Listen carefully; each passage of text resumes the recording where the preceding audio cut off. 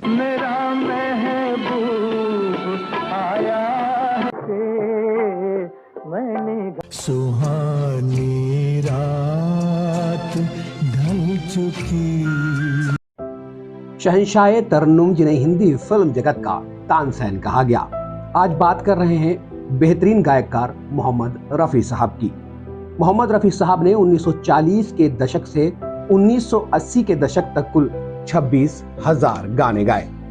मेरे बाद भी इस जहां में मेरे अफसाने बयां होंगे, बहारें हमको ढूंढेंगी, न जाने हम कहां होंगे। ये बहुत लोगों ने सुना होगा। मोहम्मद रफी सही मायने में एक संपूर्ण गायक थे। उनके तरकश में शास्त्रीय संगीत, रोमांटिक गाने, दुख के गीत, खुशी के नगमे, देशभक्ति वाले गीत, rock and roll, disco numbers, भजन, शब्द, कव्वाली, नातिया कलाम वगैरह सब तरह के तीर थे। उन्होंने 14 भारतीय भाषाओं के अलावा अंग्रेजी में भी 2 गाने गाए थे। मोहम्मद रफी एक नेक मुसलमान, मिलनसार इंसान थे।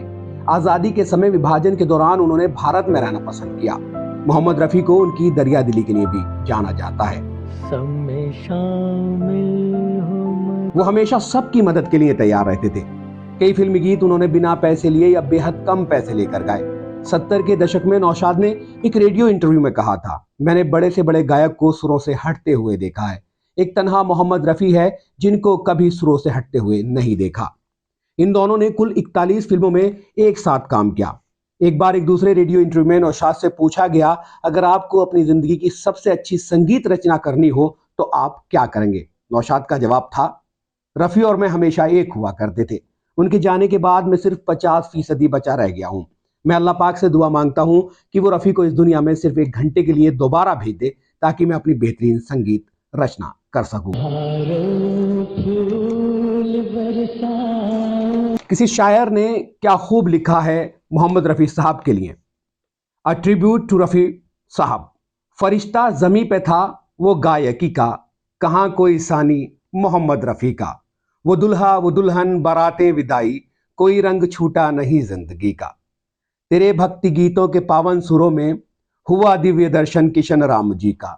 बुलंदी पे होके जमी पे रहा तू, है कायल जमाना तेरी सादगी का। तेरी गायकी पे है हैरान जमाना, ये बस का नहीं काम एक आदमी का। जो गीतों में डूबे नहीं गर रफी के, तो मतलब नहीं फिर कोई जिंदगी का। रफी ने जिसे गुनगुना कर भर दिया है, अमर हो गया लफ्ज वो शायरी का। बहुत शानदार ये किसी ने मोहम्मद रफी साहब की शान में कहा है और ये लाजवाब पंक्तियां हैं। मोहम्मद रफी साहब का जन्म 24 दिसंबर 1924 को अमृतसर के पास कोटला सुल्तान सिंह में हुआ था।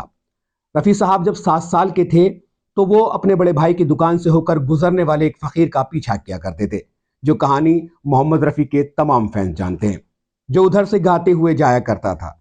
फकीर की आवाज़ रफी साहब को पसंद आती थी और रफी उसकी नकल किया करते थे। इनके बड़े भाई मोहम्मद हमीद ने संगीत के प्रति इतनी इनकी रुचि देखा और उन्हें उस्ताद अब्दुल वाहिद खान के पास संगीत शिक्षा लेने के लिए भेजा।